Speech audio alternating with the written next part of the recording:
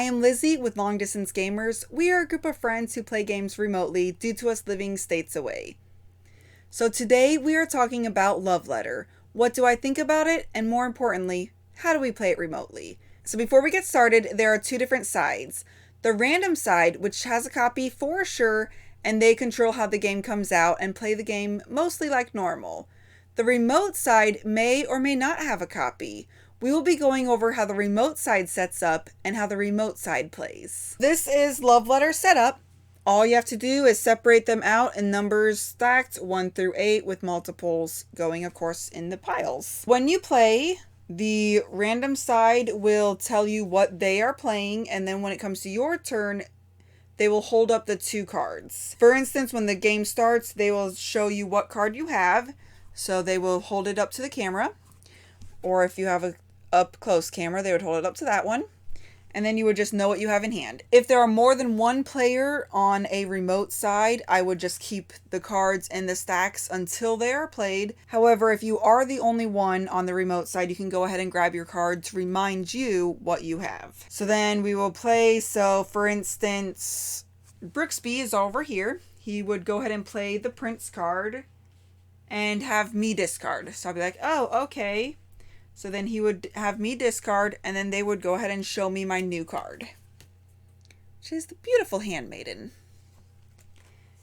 And then Kitty would play. She would go ahead and play the King. She would switch cards with Brooksby or me, and then it would be my turn.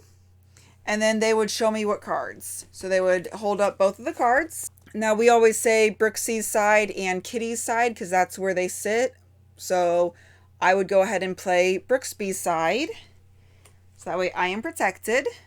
And then the game continues on until someone wins the round.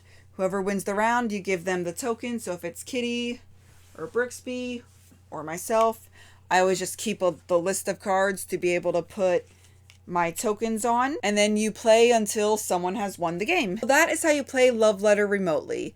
As you can see, it is not that much different than in-person play. The only thing is if you are not grabbing your cards, you would just have to remember one card from turn to turn. So hopefully it would not be that challenging to remember. So, however, if your short-term memory is not the best, you could always write it down on a piece of paper or ask for them to show it to the camera whenever it would apply. Love Letter is a very straightforward game to play, and we really enjoy playing it.